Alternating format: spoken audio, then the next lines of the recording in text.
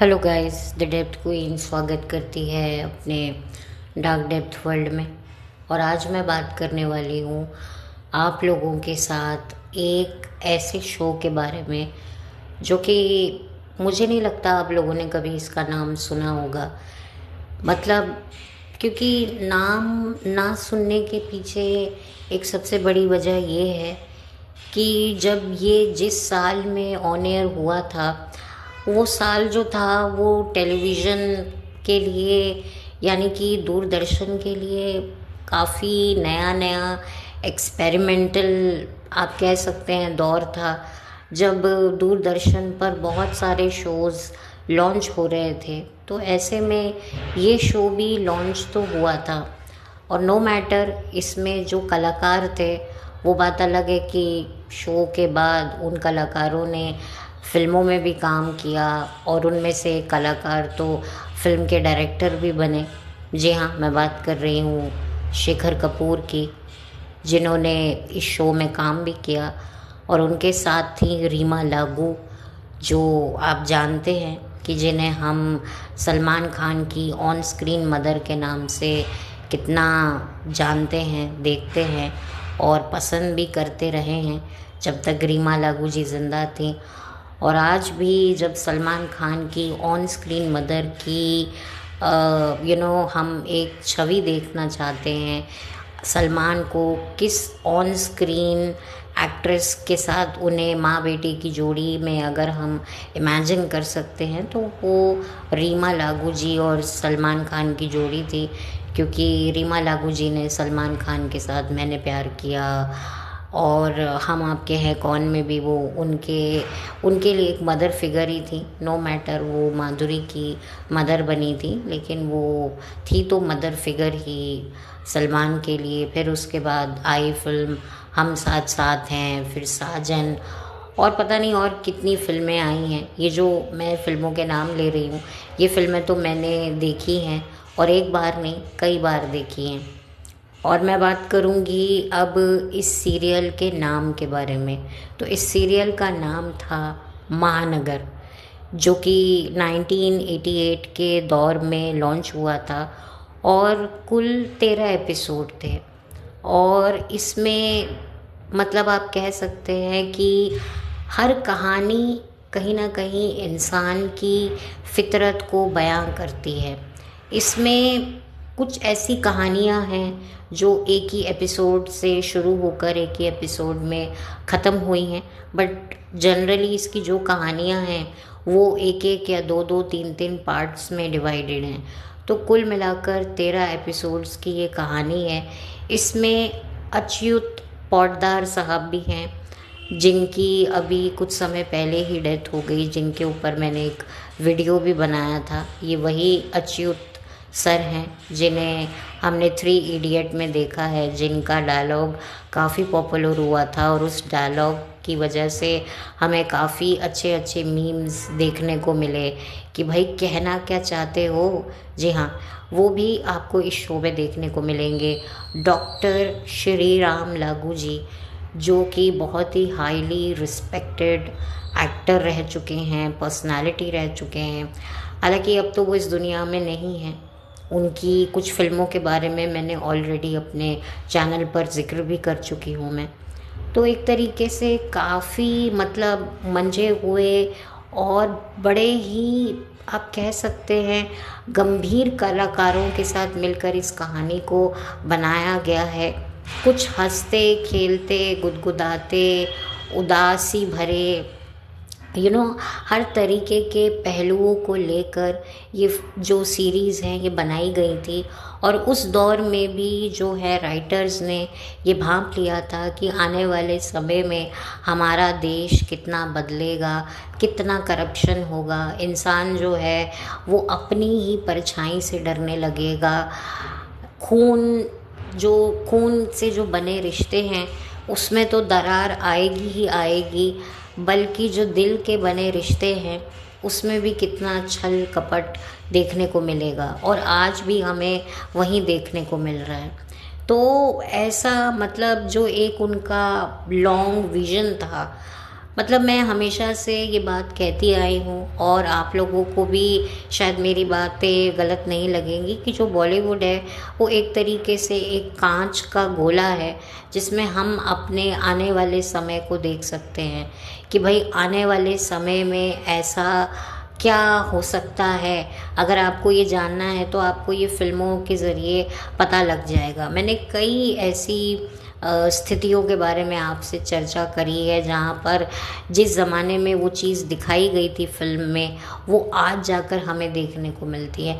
बहुत सारे उदाहरण आप लोगों को मैंने बताए हैं। अगर आप मेरे वीडियोस को सुनते हैं या आप मेरे हर वीडियो को अगर सुनते हैं तो आपको ये बात पता होगी कि मैंने हमेशा से ये बात कही है कि बॉलीवुड को एक तरीके से या तो पता होता है या तो उसका ये एजेंडा होता है कि हम एक चीज़ को दिखाएंगे और अभी नहीं लेकिन बाद में आने वाले 10 सालों में पब्लिक उस चीज़ को ज़रूर एक्सेप्ट करेगी।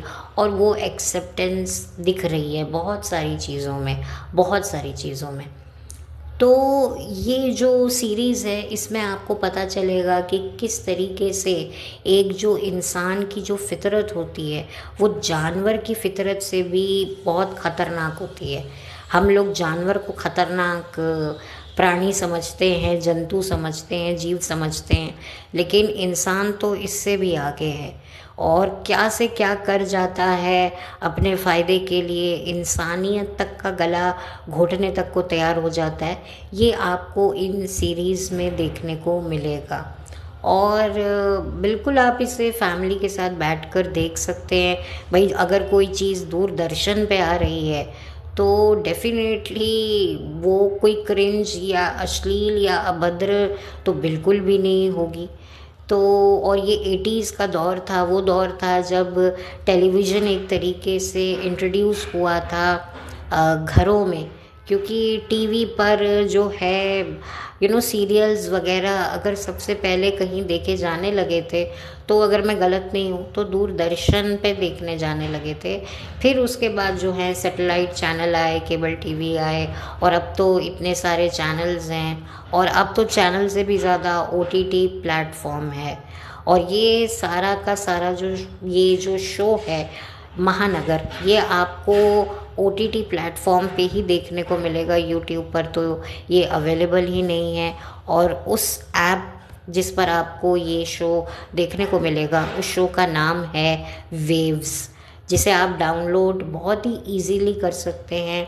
अगर आप मोबाइल पे डाउनलोड करेंगे तो प्ले स्टोर पर आप वेव्स टाइप करेंगे तो आपको मिल जाएगा। एक्चुअली एग्जैक्टली जो सारी चीज़ें हैं ना, मैंने अपने कम्युनिटी पोस्ट पर ऑलरेडी कुछ हफ्ते पहले ही पोस्ट कर दी हैं। आप चाहें तो चेक कर सकते हैं। मैंने लोगो भी पोस्ट किया है कि वेव्स का जो लोगो है वो कैसा दिखता है, ताकि आपको पता चल जाएगा। और इसमें इस OTT प्लेटफॉर्म पे दूरदर्शन के ही नहीं बल्कि दूरदर्शन के जो नए शोज़ हैं वो भी आपको दिखेंगे और इसमें वेब सीरीज़ भी हैं। और इस वेब सीरीज़ में काम करने वाले वही एक्टर्स हैं जिन्हें आप सैटेलाइट चैनल पर काम करते हुए देखते हैं। तो एक तरीके से जैसे कि नेटफ्लिक्स की अपनी बनाई हुई वेब सीरीज़ होती हैं, वैसे ही वेव्स की भी खुद की भी वेब सीरीज़ हैं, फिल्में हैं, वो आपको यहाँ पर देखने को मिलेंगी।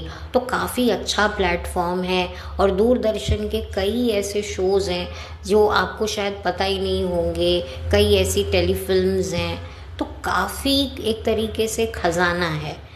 तो मैं चाहूँगी कि आप इस प्लेटफॉर्म को, OTT प्लेटफॉर्म को ज़रूर से डाउनलोड करें और देखें। जो भी दूरदर्शन देखने की ख्वाहिश रखते हैं उनको तो बिल्कुल इस अपॉर्चुनिटी को मिस नहीं करना चाहिए। तो मैं ज़्यादा तो कुछ और नहीं कह पाऊँगी। और इसमें इंसानी रिश्तों की जो एक समझ है उसको भी बखूबी दिखाया गया है। तो एक तरीके से हर कहानी आपको कुछ ना कुछ सिखाएगी, कभी गुदगुदाएगी, कभी रुलाएगी, तो कभी दुख भी देकर जाएगी, कभी कभी अपने ऊपर शर्म भी करवा के जाएगी। बहुत कुछ है जो शायद मैं ज़्यादा लफ्ज़ों से बयान नहीं कर पाऊँगी। तो बस इसी के साथ अब मैं इस वीडियो को करती हूँ बंद, और बहुत जल्दी मिलूँगी आपसे एक नए वीडियो के साथ। तब तक के लिए thank you so much, have a blessed day. और मुझे बताइएगा आपको ये जो मेरी कोशिश है ये कैसी लगी, क्योंकि मैं हमेशा ऐसी ही चीज़ों के बारे में बात करना पसंद करती हूँ जिनके बारे में कभी एक ज़माने में बात होती थी या फिर बिल्कुल भी बात नहीं होती थी, और जिसके बारे में बात नहीं होती है डेप्थ क्वीन की बड़ी इच्छा जागती है कि वो इस चीज़ के बारे में बात करे, क्योंकि जिसके बारे में कोई बात नहीं करता डेप्थ क्वीन को उसी के बारे में बात करना होता है। तो यही मेरा मोटिव है, इसी वजह से मैंने ये अपना चैनल बनाया है। वैसे चैनल बनाने के पीछे तो बहुत सारे मोटिव थे, पर एक ये भी मोटिव था। तो इसीलिए मैं इस तरह के शोज़ आप लोगों के लिए लेकर आती हूँ जो एक तरीके से छुपे हुए हैं धूल की परतों में, जो धूलें कितने सालों से पड़ी हुई हैं। तो मेरा बस यही काम है कि उन जो धूल पड़ी हुई है ऐसी नायाब एंटरटेनमेंट पे, उसको मैं हटाकर आप लोगों तक पहुंचा सकूं। और ये मेरी एक छोटी सी कोशिश रहती है, और मैं चाहूँगी कि आप मेरी इस कोशिश को सपोर्ट करें, मेरे चैनल को सब्सक्राइब करें, मेरे वीडियो को लाइक करें। अगर आपको मेरा वीडियो किसी और के साथ शेयर करने लायक लगता है तो प्लीज़ इसे शेयर कीजिए, मुझे कोई एतराज़ नहीं है। और अगर आपने ये शो कभी देखा हो अपने चाइल्डहुड में या आपके फैमिली में किसी ने, तो ज़रूर मेरे साथ शेयर कीजिएगा। और अगर आप देखना चाहते हैं और आपने अभी हाल ही में देखा है इसे, या कोई भी आपका इस शो से जुड़ा हुआ कोई एक्सपीरियंस हो, तो प्लीज़ मेरे साथ शेयर कीजिएगा, मुझे इंतज़ार रहेगा। तो चलती हूँ, लौट कर मिलती हूँ। Have a blessed day, bye, thank you so much.